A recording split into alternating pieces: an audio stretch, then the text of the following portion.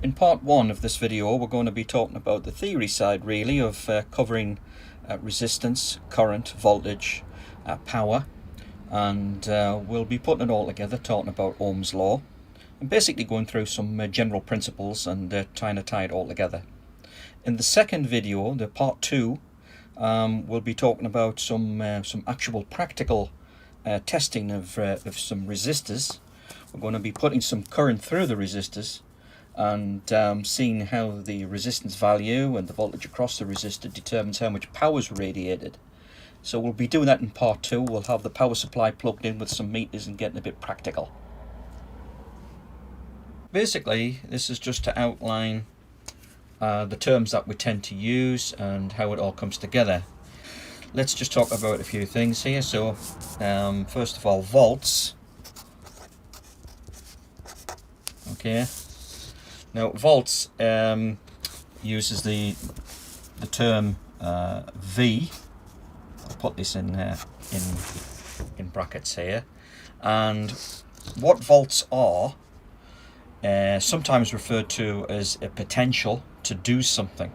It's the difference between a positive and a negative charge.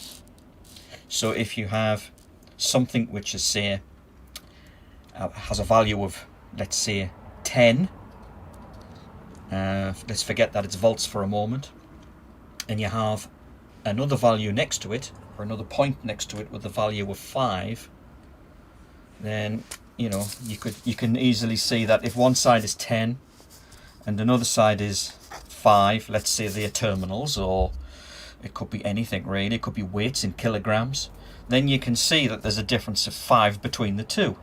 So the difference from the 10 to the 5 is 5. You could basically just subtract one from the other. 10 minus 5, if you like, equals 5. Easy.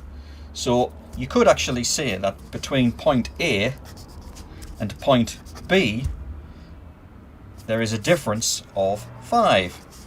And if you make everything volts, then you see 10 volts at one terminal, 5 volts at the other terminal, and you end up with a 5 volt potential difference. Okay, PD.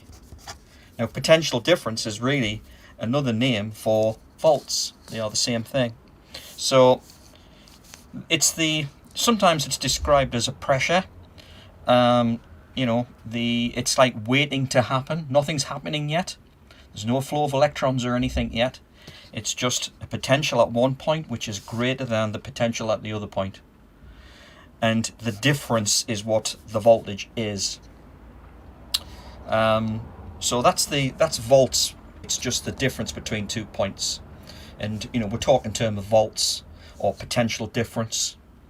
Sometimes it's expressed as EMF, which is electromotive force. And they're all kind of the same thing. Now the other thing we come across is current. Okay. And with current, we express that as usually as amps, or milliamps, or microamps, or picoamps. It could be there's different there's different sizes of amp, but the base unit is amp, and the letter that we use to describe amps is I. Okay, a little bit strange. So, why do you call current in amps? Why do you use the letter I? Well, it's just basically the way the maths is these days. Is like you tend to use these letters. I'm saying these days, it's been around a long time, but these are electrical engineering terms used to describe these, if you like, volts and current. Volts is V, current is I. Now, what is current? So what actually is current? Well, current is the movement of, or the flow of electrons through a conductor. So if you have, say, a piece of copper, imagine that's like a copper bar. Yeah, you got a copper bar, and if you don't have any voltage across that bar, then there's going to be nothing flowing through it. You could think of it like water, or any, there's lots of analogies, but if both ends are the same, let's say it's pressure in a pipe, could be water in a plumbing system. If the pressures are the same, there's no tendency to travel in any direction. It's not going to go that way. It's not really going to go that way. It just kind of stays where it's put. And it doesn't really want to do anything. Well, that would be a current of 0 amps or 0 milliamps. I would equal 0. Okay? Nothing flowing in that direction, nothing flowing in that direction. So what happens if we actually put, voltage across this, make a difference of potential voltage between the left hand side and the right hand side? Let's call it 1 volt. Yeah, and call that 0 volts. Okay? So now we've got 1 volt positive at this end, and we've got 0 volts at this end. Now what happens here is something different. There is a difference between the two ends. There's a pressure higher at this end, if you like. You could call it a pressure. It's electric charge. Or you could, and you can see at this end it's got 1 less than that. You can look at it different ways, but the whole point is relative across the two. There is now a 1 volt difference. And what you will find is, because of that, the electrons whizzing around the atoms in the actual copper itself, down on particle level, will want to move in a particular direction, and that actually causes current flow. So now it's not 0 amps. Now there is actually a flow taking place. Okay, so that's current. So voltage, just to recap a little bit, voltage is the potential to do something, the difference between the 2 points measured, but there's nothing really happening yet. It's just what it can do, or what's there waiting to be released, I suppose is a good way to describe it.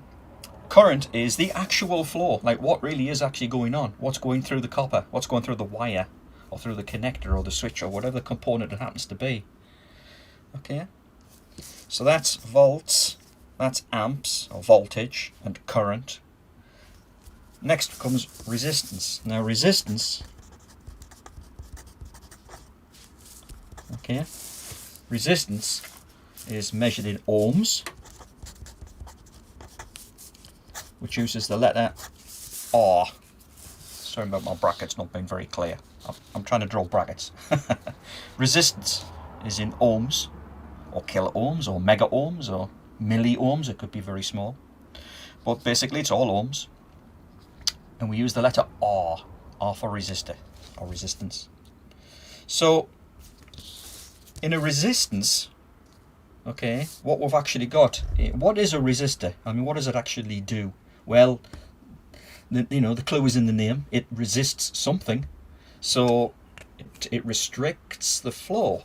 So just like in the copper wire or the copper bar, you could see a resistor is a bit like a thin copper bar.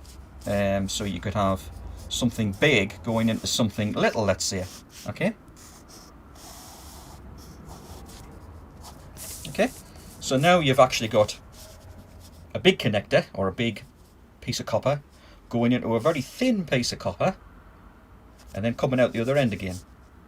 And again, if you think of it like water pressure, where you've got like, a higher pressure at this end, 1 volt, let's say, and you've got 0 volts at this end, there is obviously a tendency for the electrons to flow, just like we did in the copper here when we were talking about current flow. Well, this is also current flow, but what's happening here? We have this restriction going on.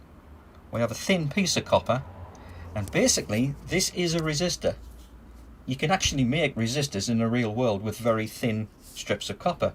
You can also use wire, because it's quite thin, or it can be thin anyway. You can also use carbon, and the way that the electrons are restricted flowing through carbon basically does the same job, but you can have much higher resistances. There's also other materials that you can make resistors out of. Carbon tends to be one of the favourites. When you see circuit boards with resistors on, most of the time they're carbon, not always. There are metal type resistors and wire wound resistors, but let's just keep it simple for now. But basically what's happening is you are getting a restriction of flow. So you might have lots of electrons in here, but you only get like a few coming through and coming out. Lots of electrons one side and very little coming out because it's all been restricted. The flow's been restricted. You really can't think of it like water passing through a very thin tube. And if you have enough force through the water at one end, it will try and push through, but you'd only get like a dribble coming out the other end. It won't be much of a flow. That's exactly what a resistor is doing in electrical terms. It's doing the same thing by restricting the actual how many of these electrons are flowing. You're only getting a few compared to what a solid copper bar would do. A thick copper bar, would allow lots through, no restriction at all almost. Whereas a thin piece of wire or a thin track on a PCB or something like that, or carbon, will restrict it. And that's basically what's giving you resistance measured in ohms. Okay? Now, the funny thing about all this is they're all interrelated. So you can have current and resistance. And you've probably all come across this in the past, or at least heard about it. Ohm's Law, okay?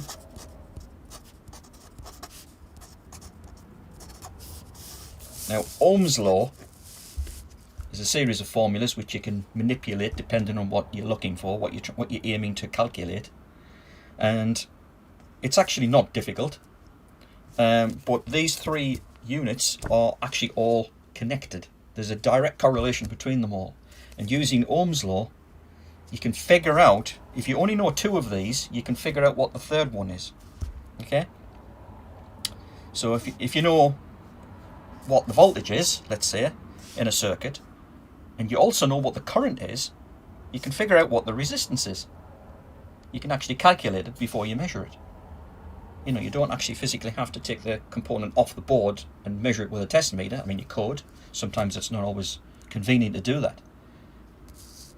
Or if you've got a circuit and you think there might be a fault, you can measure the voltage, you can measure the current, and it should be able to you should be able to figure out what the resistance should be.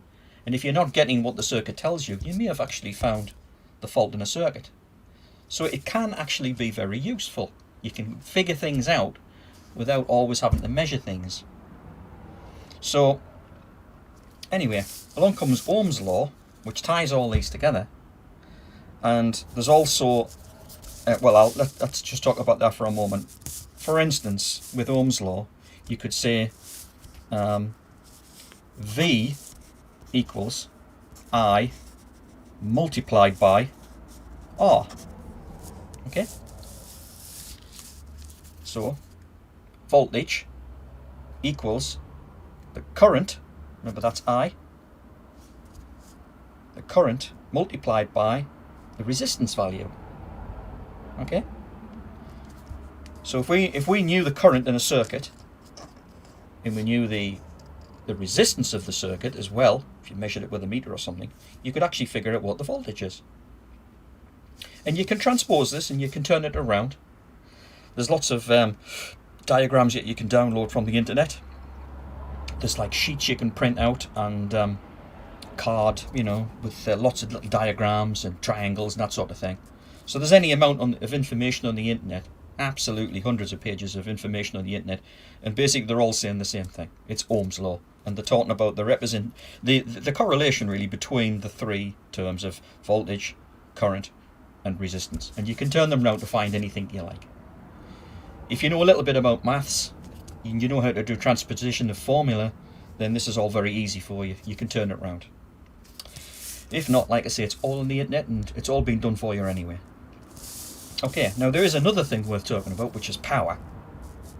And that's where, with power, okay, which is in watts, we refer to it in terms of watts.